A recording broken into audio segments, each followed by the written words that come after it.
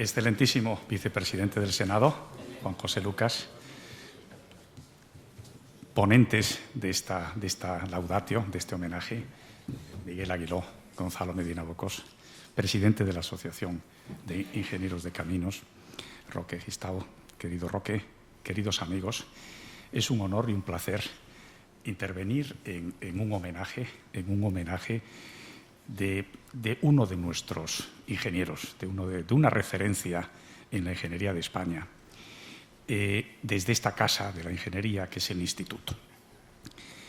El Instituto hace miembros de honor a ingenieros, vamos a decir, la palabra transversal está muy de moda, pero es la que se usa. Buscamos ingenieros que no reflejen una sola ingeniería, buscamos ingenieros que reflejen muchas ingenierías humanistas, la ingeniería que nos gusta hacer, la que necesita de una amplísima cultura y necesita de una amplísima experiencia en el ejercicio de la profesión. Este requisito en nuestro homenajeado se cumple pues porque de hecho fue a propuesta no de su rama, por supuesto que lo apoyó desde el mismo instante, pero son los ingenieros agrónomos los que de alguna manera consideran que José Balín Alonso se merece este puesto en el Instituto de la Ingeniería de España. He tenido la satisfacción de poder por mí mismo asegurar la categoría de Pepe.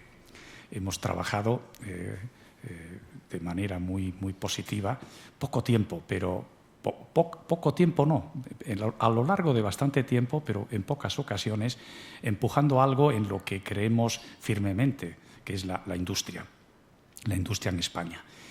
Y bueno, en el mismo instante que le dijimos a Pepe que se incorporara en el equipo, en la comisión de reindustrialización, en colaboración con el Ministerio de Industria, bueno, pues Pepe dio un paso al frente y su sensatez, sus opiniones, pues siempre eran valiosísimas, porque su conocimiento de la administración es apasionante. Bueno, es un orgullo el poder recibir a Pepe como miembro de honor del Instituto y bueno, y sin más paso la palabra a las primeras de las laudatios que nos va a dar pues quien propuso a Pepe este homenaje, que es Gonzalo Medina Bocos. Señor presidente del Instituto, excelentísimo señor vicepresidente de las Cortes, compañeros de mesa, señoras, señores, amigos todos, buenas tardes. Por el Instituto se me invitó a participar en la laudatio a José Balín y la verdad es que, aparte de que me pillaron a traición, pues me encontré con una especie de dos sentimientos. Por un lado, pues siempre hace ilusión hablar de un amigo y que cuenten contigo para hablar de un amigo. Y por otro, pues también siempre da un cierto miedo el que no sepas expresar con palabras algunas cosas que para ti son evidentes y a lo mejor por eso no sabes expresarlas bien. En cualquier caso, voy a intentar hacerlo pues lo mejor que pueda. Y creo que lo primero, aunque ya lo ha esbozado el presidente del Instituto, es explicar la presencia mía en esta mesa, ya que a algunos le podría preguntar que por qué un ingeniero agrónomo pues, me hace una laudatio de un ingeniero de otra rama. Y como siempre, pues hay causas diversas para ello. La primera es que he tenido que tratar con él desde los dos lados de la mesa. Entonces, bueno, no digo que le conozca perfectamente ni que sea de los que aquí presentes el que más le conoce, pero creo que le conozco lo suficiente. La segunda, que es más formal, es que fue realmente nuestra asociación, como también ha dicho el presidente, la que le propuso. Y luego hay otra que es también personal mía, en el sentido de que yo siempre he defendido que el instituto es único. Y aquí estamos 9 asociaciones, pero es un instituto. No son 9 vecinos de una comunidad de vecinos. Bueno, haciendo un poco de historia, mi relación con José Balín se remonta al año 91, en el que, siendo yo decano del Colegio de Ingenieros Agrónomos de Castilla y León y Cantabria, él fue nombrado director general de Estructuras Agrarias de lo que considerábamos nuestra consejería. Y esto hizo que durante cierto tiempo nos hiciéramos un poco la pregunta contraria a la que hacía antes de qué pinto yo aquí. Entre otras cosas porque era el primer nombramiento político para esta dirección general de un profesional que no estaba directamente relacionado con la agricultura. También es cierto que el consejero de entonces tampoco, porque era de ICADE. Pero bueno, la verdad es que Pepe nos contestó a la pregunta en poco tiempo. Y lo hizo aplicando dos rasgos que creo que le caracterizan y que en aras de la brevedad tomo prestados del eslogan de la ingeniería de un compañero, en este caso un compañero mío, que creo que lo resumen bastante, que es saber hacer y hacer saber. Porque el conocimiento, la cercanía, la claridad en la exposición son señas de identidad de la personalidad del ingeniero que hoy homenajeamos. Tras el paso por la dirección general, en el 96 asumió la responsabilidad del conjunto de la consejería, que ejerció como consejero durante 3 legislaturas. En esta época yo seguía siendo decano y nuestra relación se estrechó aún más y yo siempre encontré en él una persona abierta, que es una de sus características que, junto con el buen hacer y el carácter, que también es importante, pues le hicieron merecedor del reconocimiento de 2 colectivos a los que inicialmente no pertenecía, que son el de veterinarios y el de ingeniero agrónomo, que los dos le hicieron miembro honorario. Y al hilo de esto, pues quería yo hacer un inciso, porque que 2 colectivos a los que no perteneces te acojan, pues siempre tiene mérito. Pero si los colectivos son castellanos, pues el mérito creo que es doble, y no porque sean mejores, sino porque los castellanos somos como somos. O sea, y es que la personalidad de José pues, es poliédrica y hay cosas que yo me atrevo a afirmar que tienen un lugar destacado en su vida profesional. Y diría, quitaría hasta lo de profesional, que son la ingeniería, el agua y el medio rural. Empezando por la última, el medio rural es, en palabras propias de Pepe, el escenario físico, social y cultural que marcó su infancia. Y a esto yo añado que la marcó tanto que a ello dedica los 8 primeros párrafos de su currículum tras decir dónde nació y el año en que nació. Y dando un salto al final de su vida laboral, pues nos encontramos con el agua ocupando toda la pantalla. Desde el cargo que ocupó de presidente de la Confederación Hidrográfica del Duero, en el que, aunque yo ya no ocupaba el cargo de decano, pues también volví a coincidir con él, con una propuesta que, si bien nos interesó a los dos, pues no supe yo trasladar al sector, en este caso vinícola, y quizá también por otra de las características de los castellanos, que es el individualismo. O sea, nos resistimos a hacer colectivamente las cosas. Y, entre tanto, desde el principio, siempre la ingeniería que le permitía soñar con dar de beber a su tierra, cuya sed, que es la seña histórica de su tierra de campos, solo se veía mitigada por el uso de una infraestructura hidráulica, que es el Canal de Castilla, que se diseñó 2 siglos antes de su nacimiento y con un destino principal como vía fluvial.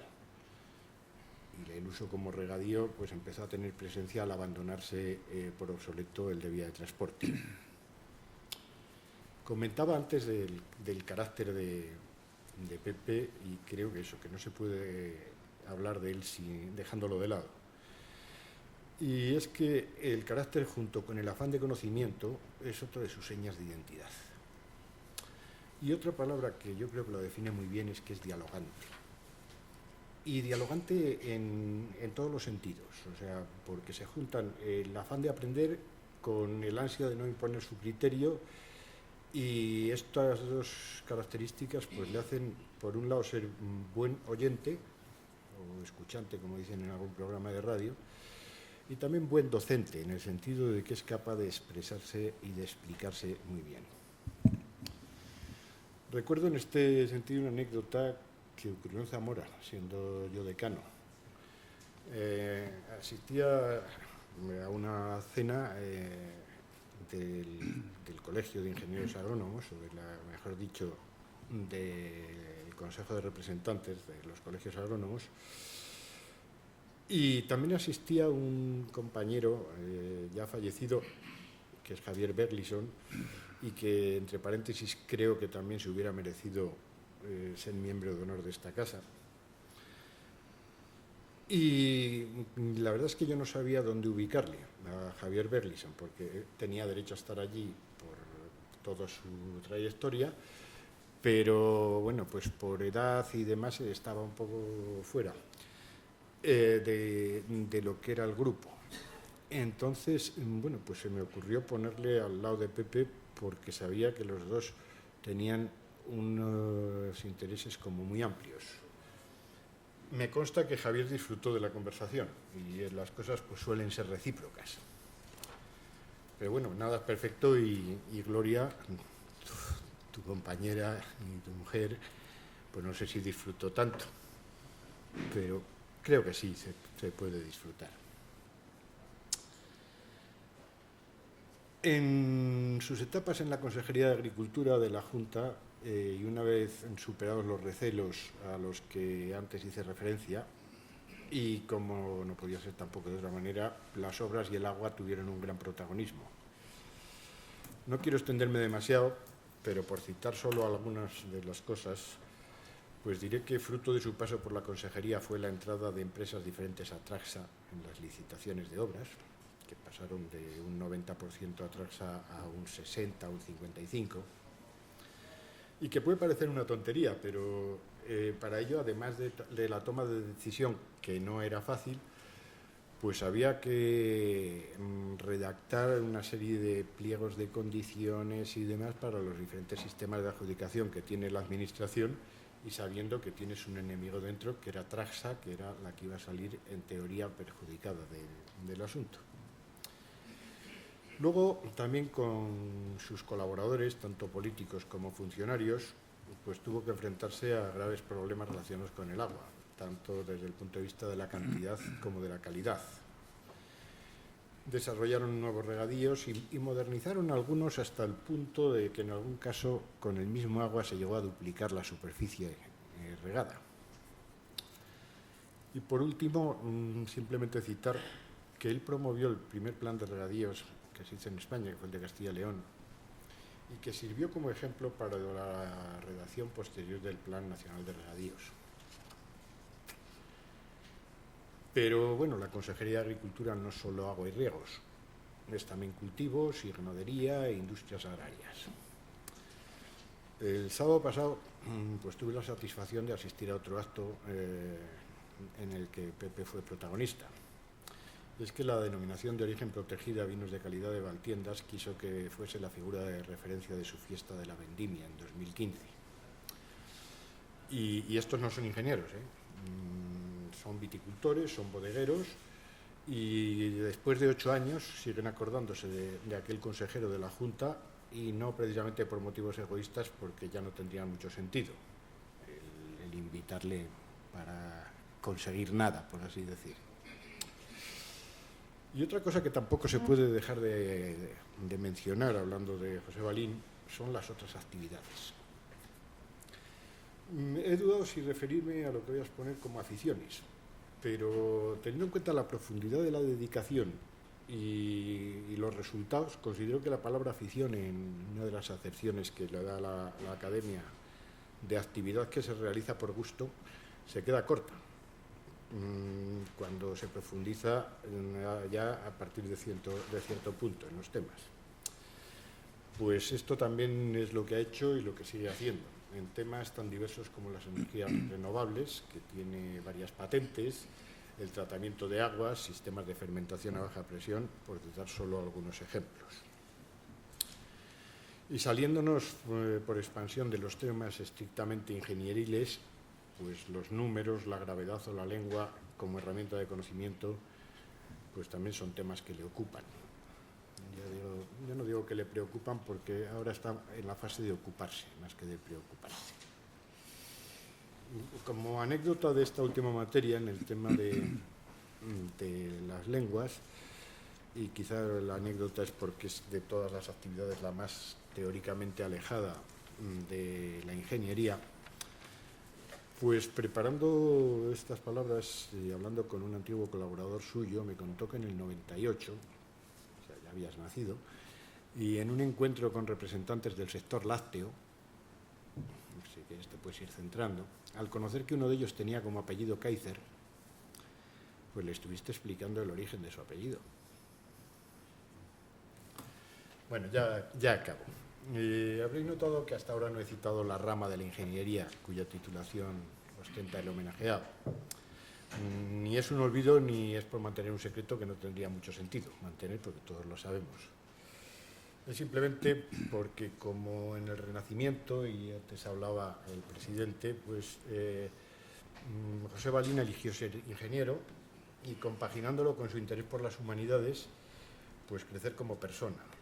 Y luego, pues por cosas de la juventud, a lo mejor eligió la rama de caminos, canales y puertos porque el nombre era el más largo y pensó que con eso pues iba a colmar más las ansias de conocimiento que ya tenía. Pero bueno, hoy podemos decir que no necesita apellidos porque José Balín es un ingeniero. Muchas gracias.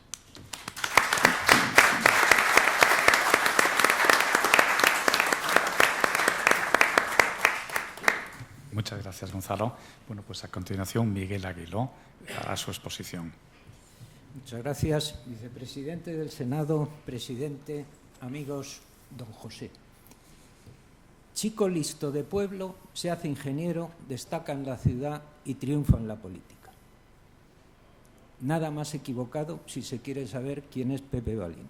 Son bien ciertos lo de listo, lo de pueblo, ingeniero, triunfo, ciudad y política. Pero ese guión de novela, plano y simplista, no consigue penetrar en el personaje y además lo desdibuja. Desde luego nació en Villalón, lo repite a todo el mundo y va por allí en cuanto puede. Le gusta aquel paisaje de lomas verdeantes en primavera, secas rastrojeras en verano, yermos barbechos en invierno, con los picos de Europa al fondo. Pero estos términos, que no son míos sino suyos, como enseguida habrán apreciado quienes le conocen, revelan un infrecuente dominio del lenguaje y apuntan, desde el mismo arranque del currículum donde los emplea, una profundidad inexistente en ese guión. Y esa sensación se incrementa cuando continúa recordando el paisaje cultural y social en términos de una burguesía hegemónica sobre una clase media generadora de empleo para los más humildes. Pero la sensación alcanza el vértigo cuando a continuación en su currículum destaca dos instituciones dinamizadoras de esos paisajes culturales, el mercado y la federación. ¿Dónde nos quiere llevar Pepe Balín al mencionar estas instituciones? Estamos en la mitad de la primera página de su currículum y nos ha adentrado en la Edad Media para explicar el uno y en los difíciles vericuetos de principios del siglo XX para esbozar el otro. Es precisamente ahí, en esa manera de contar, donde asoma la grandeza y el interés del personaje. Estudia por libre, se examina en el Instituto de Valladolid, hace la carrera de ingenieros de caminos en un vuelo, mientras vive en un colegio mayor y se asoma al mundo de la cultura en plena vorágine estudiantil de finales de los 1960. Incluso empieza y cursa, aunque no acaba, la carrera de periodismo. Escoge la especialidad de hidráulica, campo donde permanecerá la primera parte de su vida profesional. Es sabido que la hidráulica es una ciencia nomádica, regida por leyes vinculadas estrechamente al sitio, a los bordes por donde discurren los flujos, al contrario de la gravedad, regida por leyes universales, ajena a las sutilezas del mundo y propia de los astros. Es en ese contacto con los bordes donde se refleja, como en un espejo, la mirada siempre interesada de José Balín hacia el mundo. Entra a trabajar en Netaigua, concesionaria de depuración de aguas en Barcelona, donde trabajará 9 años. Allí se le abre todo un abanico de disciplinas laterales y se interesa por la electromecánica, la termodinámica o la biología bacteriana, imprescindibles para dominar las grandes plantas industriales de depuración en las que trabaja. Con ese background vuelve a Madrid y tras un paréntesis de 2 años viene a trabajar conmigo en el Plan Integral del Agua de Madrid. Pepe cuenta que para él fue sin duda la edad de oro de su vida profesional. Para mí, la época más divertida y el proyecto más creativo de todo cuanto he hecho.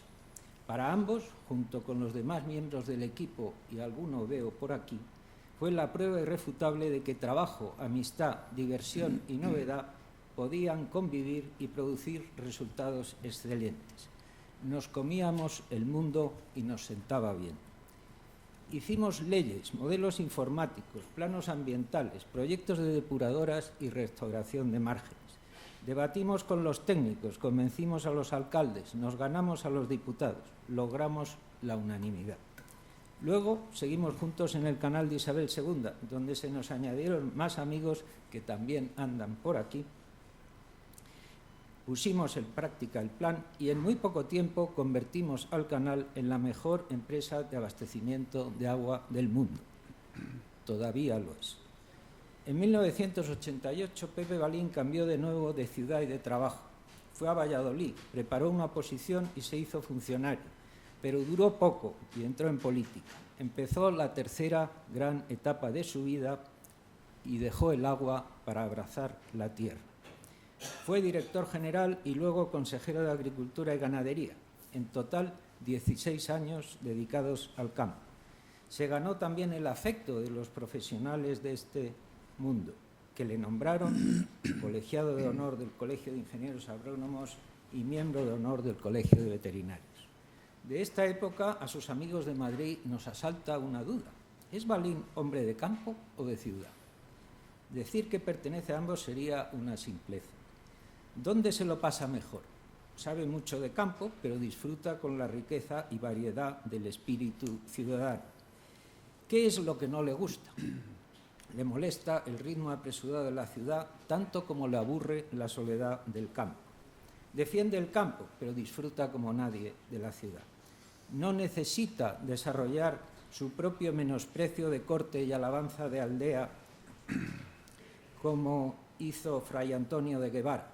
Él encuentra el equilibrio a través de los amigos, compartiendo con ellos lugares y recorridos urbanos elegidos con cuidado. Uno se lo imagina pontificando sobre el campo en la tertulia del casino para volver a casa después de un largo paseo por el centro. En Castilla y León, la total responsabilidad de la agricultura y de la ganadería, como ha señalado Gonzalo Medina, no es algo ligero, y 16 años son muchos. Al terminar su tercer mandato, José Balín es nombrado senador, lo que le trae a Madrid de nuevo y, a pesar de ser responsable de 2 comisiones, podemos volver a vernos más a menudo junto con nuestro viejo amigo común Antonio Sarabia. De nuevo, las comidas, seguidas de interminables charlas peripatéticas, vuelven a nuestras agendas y volvemos a compartir el mundo. Al terminar la legislatura, vuelve a Valladolid como presidente de la Confederación Hidrográfica del Duero, donde hidráulica y agricultura van bien de la mano. Al principio, la carga de trabajo le aleja de nosotros y tardamos en lograr de nuevo el contacto vital. Pero el AVE nos permite reanudarlo con el disfrute añadido de trasladar comidas y paseos a esa hermosa ciudad de Valladolid. El pasado octubre, Balín decide dejar la Confederación y su currículum llega al apartado de otras disciplinas y actividades donde alcanza el verdadero clímax. Si el Balín de los estudios, cargos y logros alcanza un alto nivel propio de los mejores de la profesión, o en su caso de varias profesiones, la personalidad que asoma al conocer sus intereses y aficiones se adentra en un mundo fascinante. Nos enteramos, por ejemplo, de que José Balín es inventor, con patentes europeas acreditadas, como por ejemplo un concentrador de energía eólica y otras en curso como un tamiz rejilla universal. Es tranquilizador que los temas sugieran una cierta continuidad con las especialidades practicadas en su vida laboral, pero al seguir adelante con sus preocupaciones e intereses hay un cambio sustancial. Desde hace más de 30 años, uno de sus objetos preferidos de estudio ha sido la teoría de números y, en concreto, la conjetura fuerte de Goldbach. Les recuerdo el enunciado. Todo número par mayor que 2 puede ser escrito como la suma de dos números primos. La demostración de esta conjetura ha ocupado a científicos de todo el mundo desde que Goldbach se la planteó a Euler en 1742 y se considera uno de los grandes problemas matemáticos a resolver. Gracias a los ordenadores se ha probado como cierta para todo número inferior a 1 trillón, pero los números naturales son infinitos y con la potencia actual de los ordenadores no resulta factible seguir. En ese mundo de los números se utilizan la teoría y la computación. Una herramienta clásica como el método del círculo, por ejemplo, opera en un doble terreno. Si se prueba teóricamente que la conjetura es cierta, a partir de un número suficientemente alto, se puede probar uno por uno todos los números inferiores por métodos computacionales. El problema está simplemente en bajar ese número para lograr que los ordenadores puedan comprobar los inferiores. Quien lo intente, a la luz de lo que cuento, debe moverse con soltura en ambas disciplinas, lo que supone un reto para personas polifacéticas y cuadra bastante bien con el carácter de nuestro personaje. Pues bien, José Balín acaba de concluir un trabajo de 10 años sobre la verificación de esta conjetura. Y si esta dedicación puede parecer extraordinaria, él dedica aún más atención a la lingüística. En concreto, pueden agarrarse a la semántica de los constructos de índole psicosocial de la familia indoeuropea. En concreto, gens, populus, civitas, libertas, autoritas o religio. Lleva muchos años estudiando y trabajando en ello. Todos sus amigos hemos disfrutado con sus precisiones etimológicas, capaces de elevar el nivel de cualquier conversación a territorios de sumo interés. Lo extraordinario de su dedicación a la conjetura de Goldbach se convierte en excepcional al añadir el interés por el indoeuropeo. Él dice que esos estudios y aficiones le proporcionan solaz y equilibrio. Testifico que además es capaz de comunicar todo ello con sencillez y entre risas. En definitiva, hoy homenajeamos a un excelente ingeniero, a una persona excepcional. Gracias, Pepe, por tu amistad. Gracias a todos por su atención.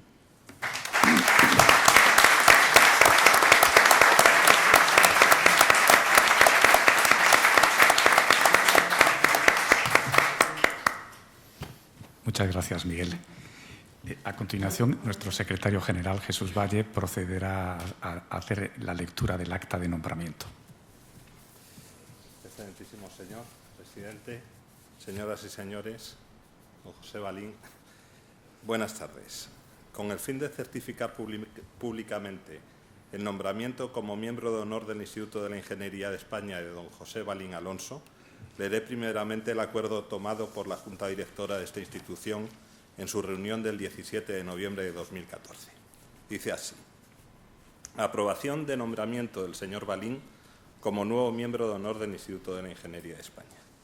Habiéndose remitido con antelación el currículum vitae del ingeniero de caminos don José Balín Alonso, el señor Medina Bocos realiza una presentación de sus indiscutibles méritos. Reconociendo la gran valía del señor Balín, todos los presentes aprueban unánimemente la propuesta.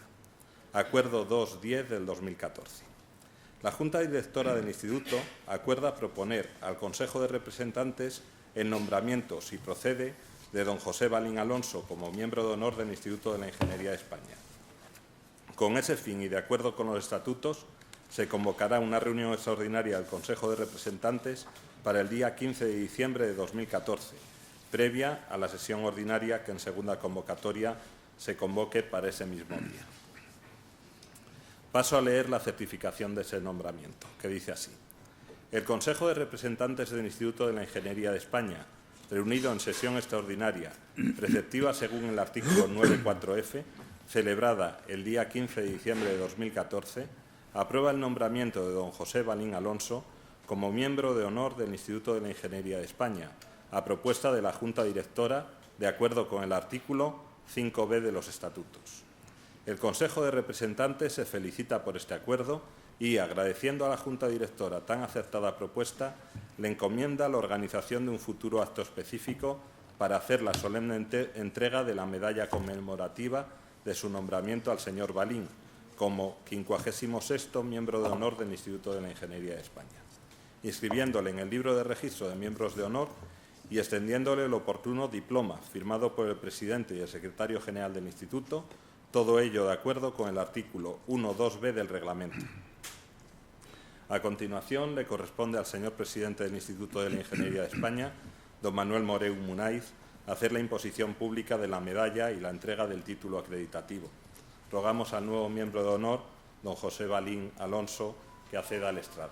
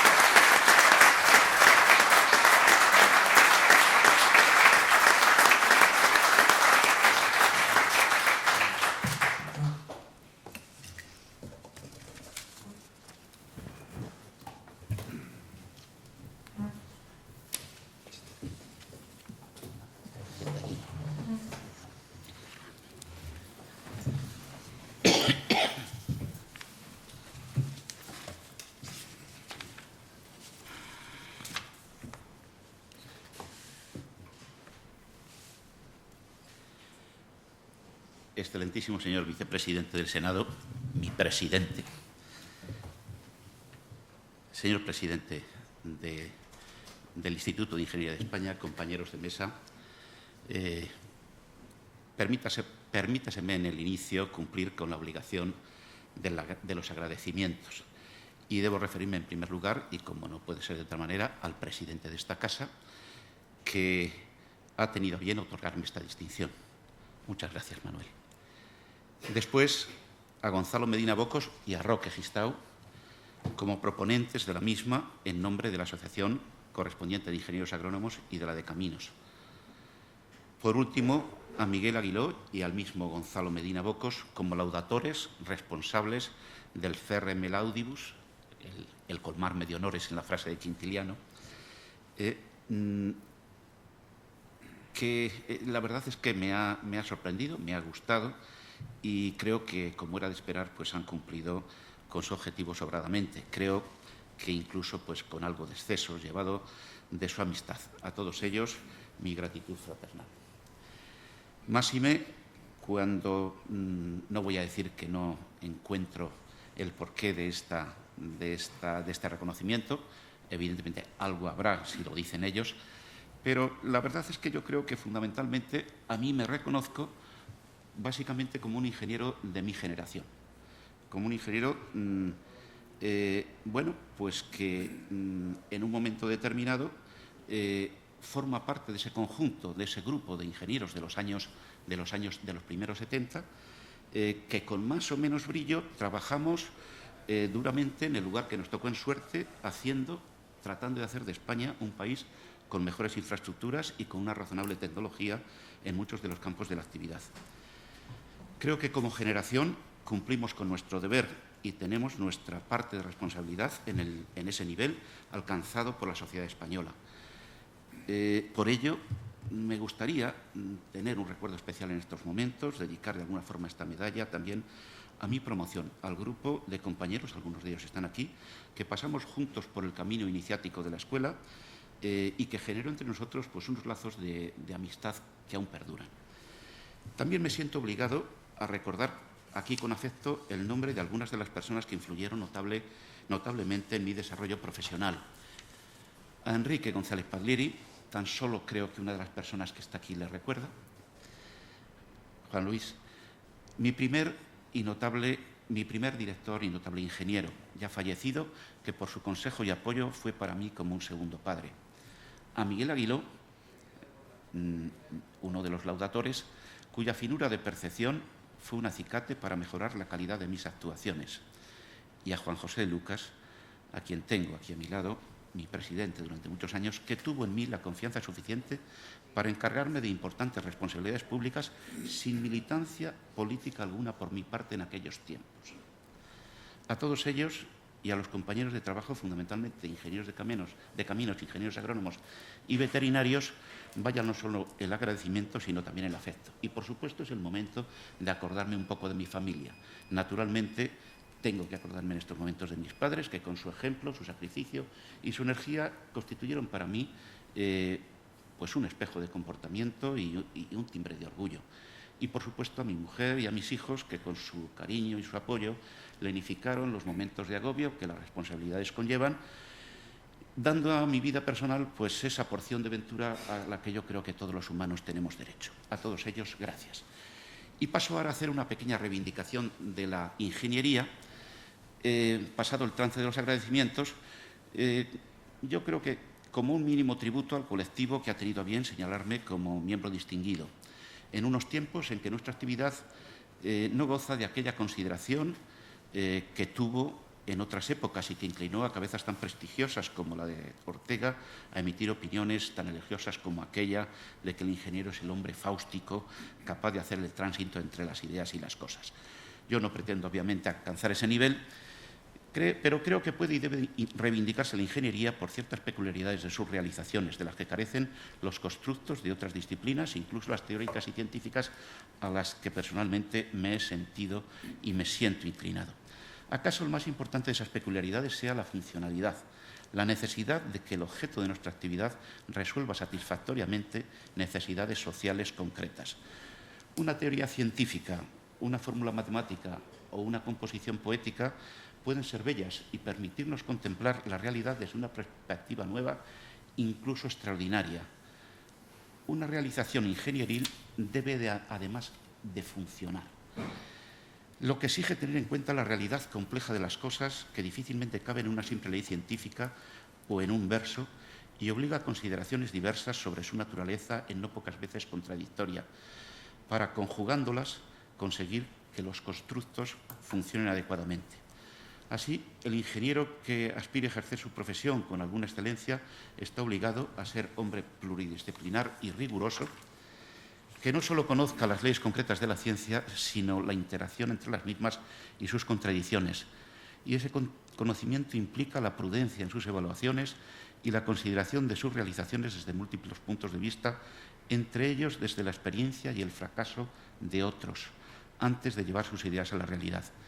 Así, más allá de la inventiva y del ingenio que la academia y la etimología señalan como algo connatural con la profesión, nuestro ejercicio creo que guarda relación con el aprendizaje y el fruto del conocimiento de otros, acumulado mediante la práctica continuada de prueba de ensayo y error, que ha venido siendo una constante en la adquisición de las capacidades tecnológicas de la especie.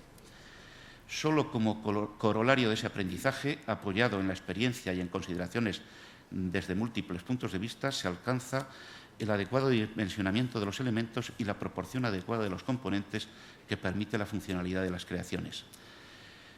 Le voy a comentar a un viejo profesor de la escuela, algunos de los aquí presentes se acordarán de él, José Juan Aracil, don José Juan Aracil, personaje nada simpático, catedrático de maquinaria. Le voy a comentar que el ingeniero debe actuar teniendo presente un conocimiento previo, una especie de intuición, si se quiere, sobre el orden de magnitud de las dimensiones de las cosas.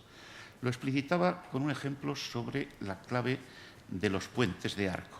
Si tras los correspondientes cálculos el canto resultante no alcanza los 25 centímetros o supera el metro, es preciso rehacer los cálculos. O no se ha tenido en cuenta el efecto del pandeo sobre una sección tan esbelta, o se ha infravalorado la capacidad resistente de los materiales, conduciendo a un diseño pesado y a un alto coste. Siempre creí que tras aquella apreciación subyacía algo más que la desconfianza de un personaje veterano, de un veterano profesional, ante la insuficiencia de los cálculos o ante una sobrevaloración de la experiencia.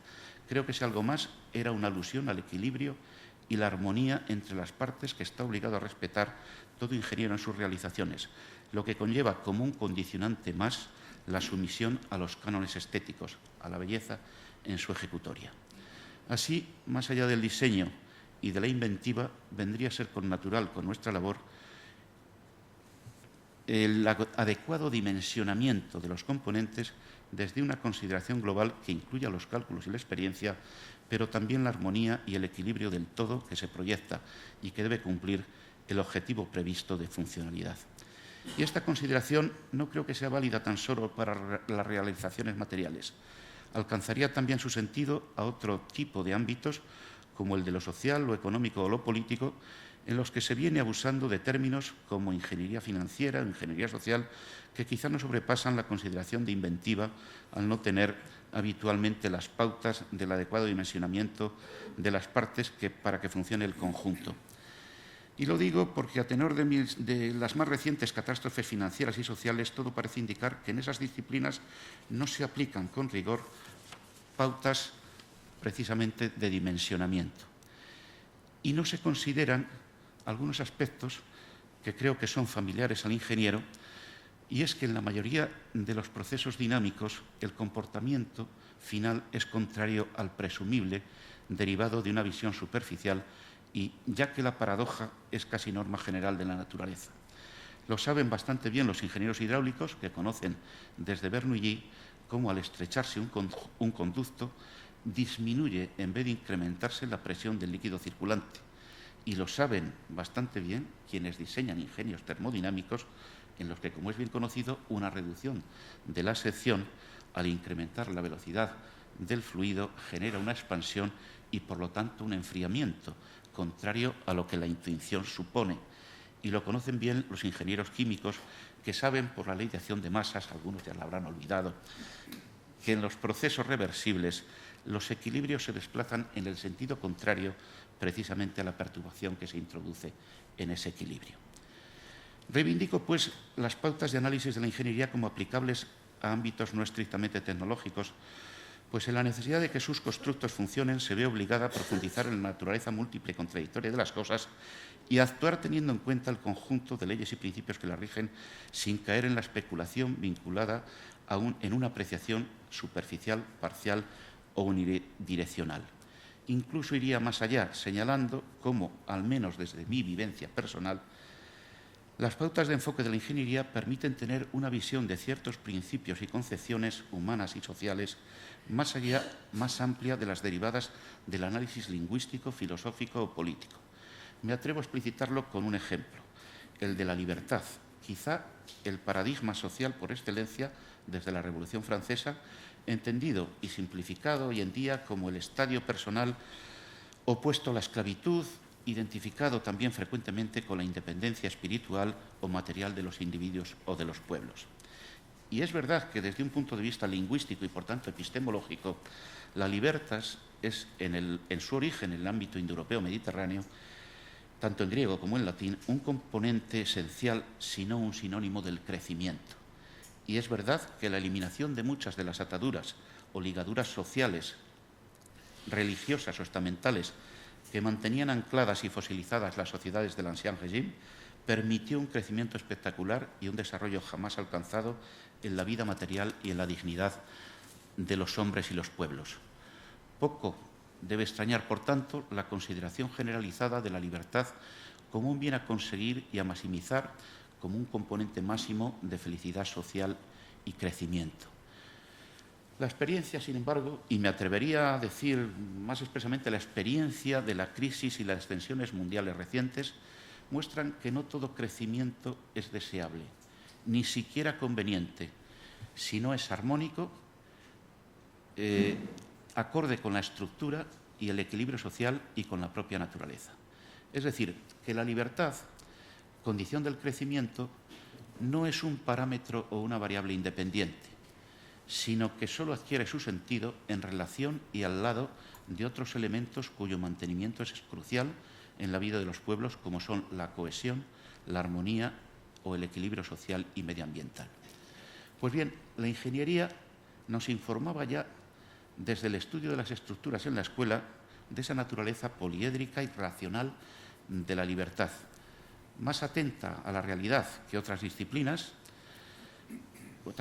más especulativas, me refiero, no consideraba como objeto fundamental de análisis o de estudio la libertad de un elemento aislado, sino, recordaréis, los grados de libertad del conjunto de una estructura para mantenerse en equilibrio estable, informándonos, mediante aquellas famosas ecuaciones, de las condiciones correspondientes a una situación hiperestática, con exceso de ligaduras y ataduras entre sus componentes y con ello, naturalmente, pesada y costosa, hiperestatismo bien diferente de aquel isostatismo de otras estructuras que disponían de un razonable equilibrio entre las ligaduras y las restricciones de los distintos elementos y, naturalmente, la configuración de los mismos. Y nos advertía también la teoría aquella de la estabilidad de las estructuras, de que por debajo de un determinado nivel de ligaduras, es decir, por encima de determinados grados de libertad, la estructura deviene en un mecanismo totalmente inestable.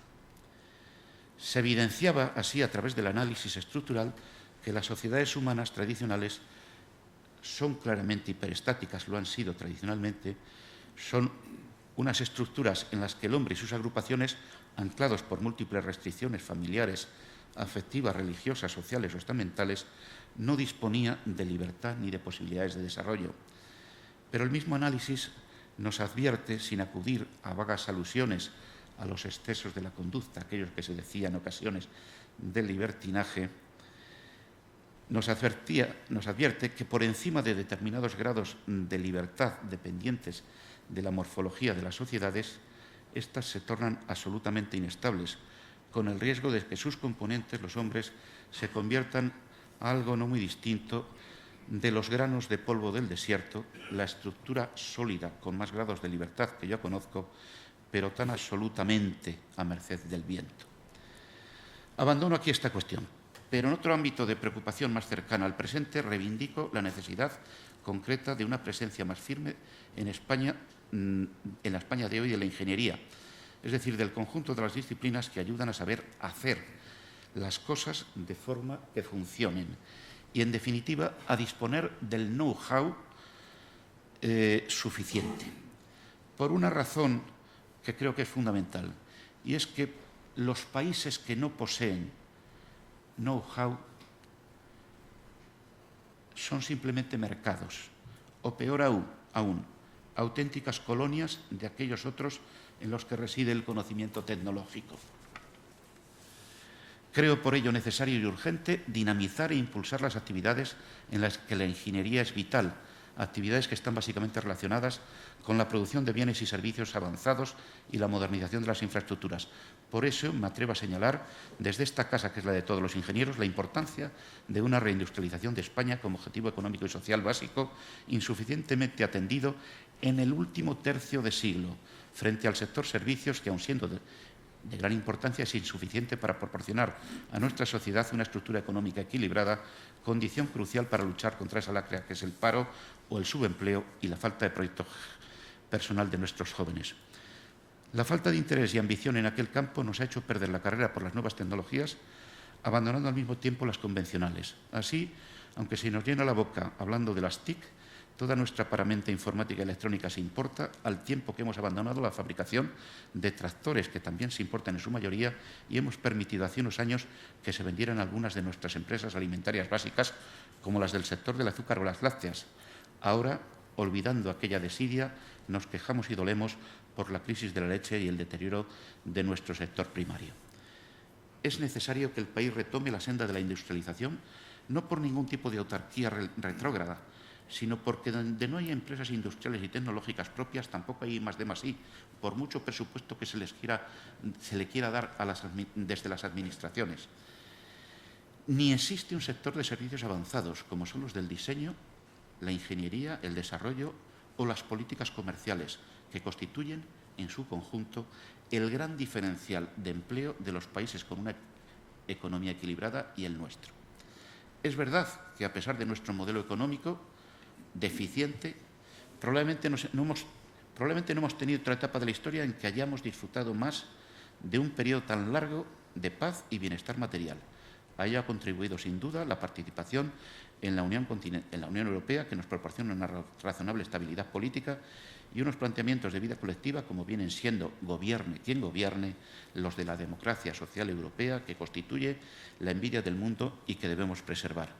Pero la reciente crisis todavía abierta ha puesto de manifiesto las fallas de nuestra estructura económica y la debilidad de nuestro sistema productivo, y con ella la inestabilidad en el empleo, el incremento de la desigualdad, la lacra propia de aquella carencia, la que genera desestabilización social y agudiza las tensiones territoriales.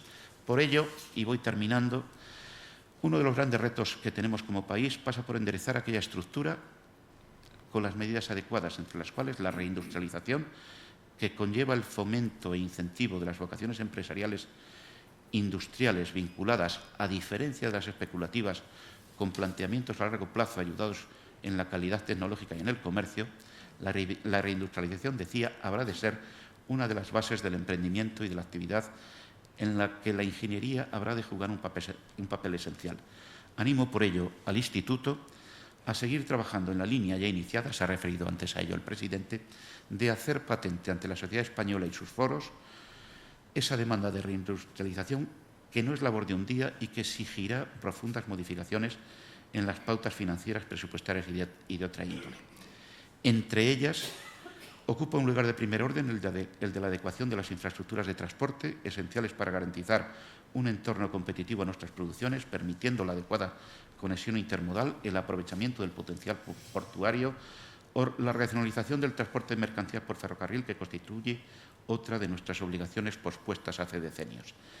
Y en esa línea de retos olvidados, no puedo por menos de mencionar como colofón, porque ha sido mi profesión durante mucho tiempo, y por ser acaso el de mayor profundidad simbólica y el de mayor exigencia de solidaridad territorial, el reto de hacer realidad un plan hidrológico nacional. Se está avanzando, pero el de hacerlo realidad, que permita dar solución con realismo, sin simplificaciones y hasta donde sea posible, permita dar solución a las demandas de las regiones más sedientas de la península, sin olvidar, no nos engañemos, las aspiraciones de los territorios ribereños de los grandes cauces, que deben ver reconocidas en el plan, me refiero, sus derechos prioritarios. En fin, he puesto de manifiesto algunas de las razones por las que creo que nuestra actividad sigue siendo crucial, así como algunos de los retos que el país debería llevar a cabo con nuestra participación. Soy consciente, por supuesto, de que al hablar de ingeniería, producción e infraestructuras, hablar de esas cosas como algo aislado de las prioridades sociales, económicas, políticas o de las circunstancias financieras, carece de sentido. Soy consciente de que todo ello, sin la consideración de la sociedad como destinataria de nuestras acciones y trabajos, es una necedad. De que las limitaciones al crecimiento material por razones ambientales y por otras causas son cada vez mayores, y de que buena parte del desarrollo de la humanidad habrá de basarse en el sector servicios, en una mejor distribución de la riqueza y en la consideración debida al medio ambiente. A pesar de ello, o quizá por ello, por todas esas cosas, la necesidad de afrontar el futuro con una perspectiva no superficial, en el que las estructuras materiales y humanas estén adecuadamente dimensionadas para su correcto funcionamiento, esa necesidad, decía, seguirá vigente, y con ella la de las pautas de análisis propias de la ingeniería, que ha de seguir rindiendo sus frutos. Con estas reflexiones cierro mi discurso agradeciendo de nuevo este reconocimiento y deseando al Instituto que en el ámbito de sus posibilidades sea fermento de excelencia en la actividad profesional de los ingenieros. Muchísimas gracias.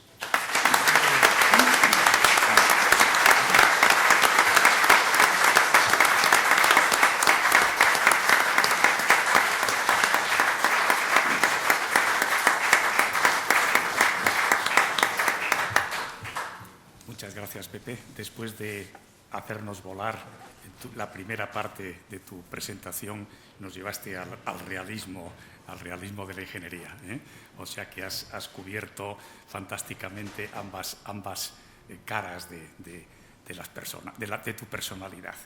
Bueno, a continuación, Juan José Lucas va a hacer una glosa, se va a añadir en este homenaje a Pepe.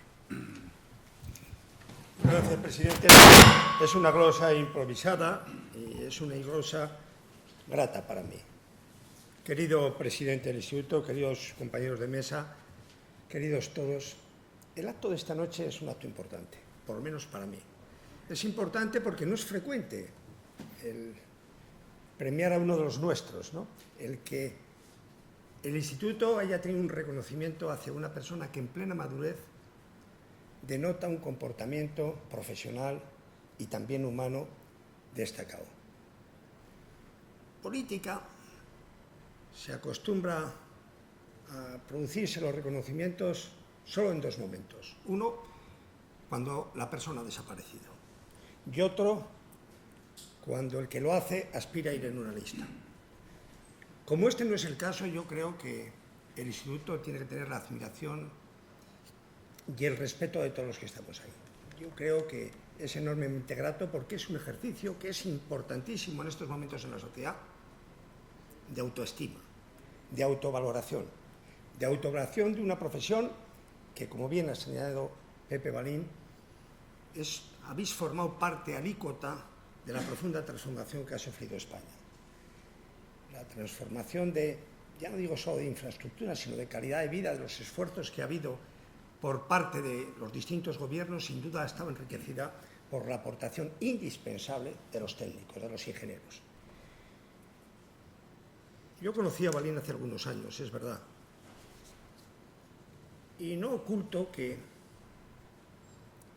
cuando se le encargó la Consejería de Agricultura a un ingeniero de caminos, pues no era algo que no generara, al menos a mí, cierta inquietud, porque creía que su sitio natural era la Consejería de Fomento. Pero resulta que la Consejería de Fomento estaba también a cargo de otro ingeniero de caminos. Y tengo que decir que se ha señalado aquí, pero yo quiero resaltarlo, que la gestión en la Consejería de Agricultura y Ganadería fue excepcional. No porque lo diga yo, sino porque lo decían sus propios compañeros ingenieros, fundamentalmente agrónomos de montes, veterinarios de la propia Consejería de Agricultura, que generó la admiración, el cariño y el respeto hacia un ingeniero de caminos que se había hecho cargo de una consejería que tradicionalmente podía estar en otras manos. Yo tengo hacia los ingenieros en general pues un sentimiento también de mucha admiración. Yo soy funcionario del IRIDA, he tenido muchos años de trabajo con ingenieros agrónomos y con ingenieros de montes como letrado del IRIDA y naturalmente tuve ocasión de observar lo que era el esfuerzo y lo que era el pozo que tenían de su formación excepcional. La formación de esa generación que han hablado, en los que estamos casi muchos de los que estamos aquí, de los 60 y de los 70, sin duda ninguna, ha sido un esfuerzo no solo personal por parte del titulado, sino también de la sociedad que le exigía ese esfuerzo. Y en ese sentido, yo tengo que manifestar que es verdad, que como decía Baltasar Gracián, el ingeniero lo que hace es traducir a la vida el pensamiento.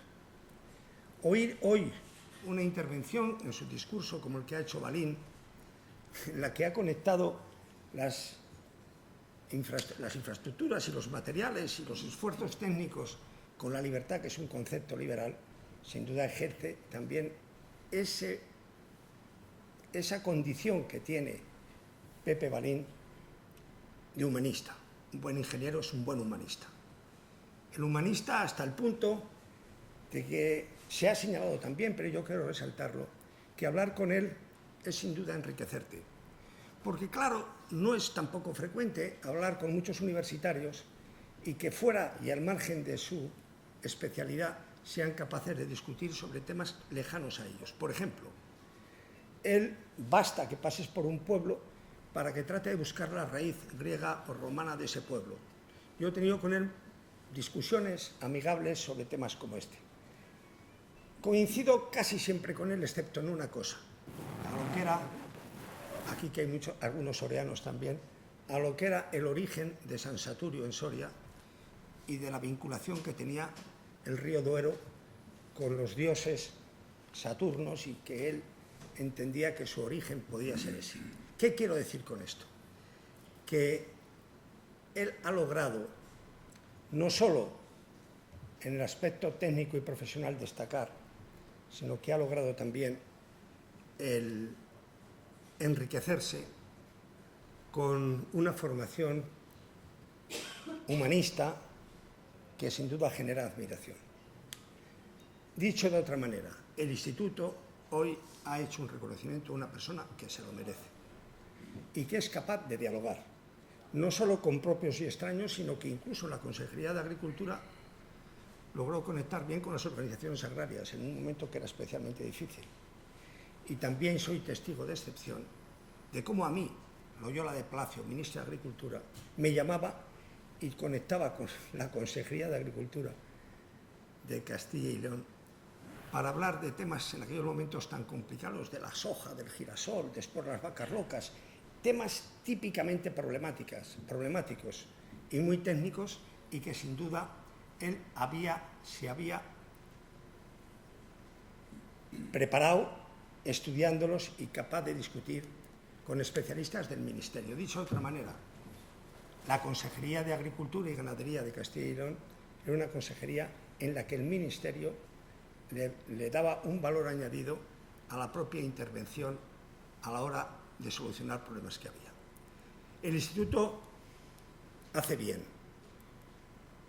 y hace muy bien autovalorando hoy a Pepe Balín, que lo que está haciendo en el fondo es valorando a muchos ingenieros que en el silencio, muchas veces en el olvido, porque no es una profesión que comparezca con frecuencia en los medios tratando de hacer valer los esfuerzos que hacen para transformar la sociedad.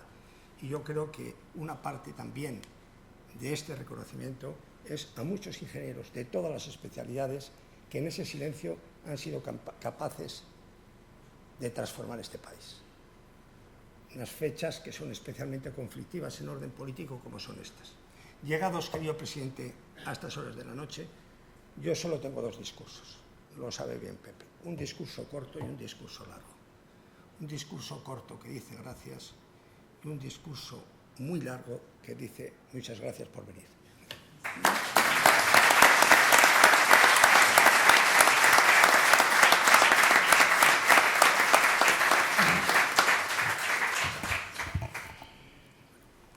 Muchas gracias, Juan José. A continuación haremos las fotografías de recuerdo y, por favor, no dejar de pasar por la sala de juntas porque ahí tenemos otro recuerdo también importante para Pepe.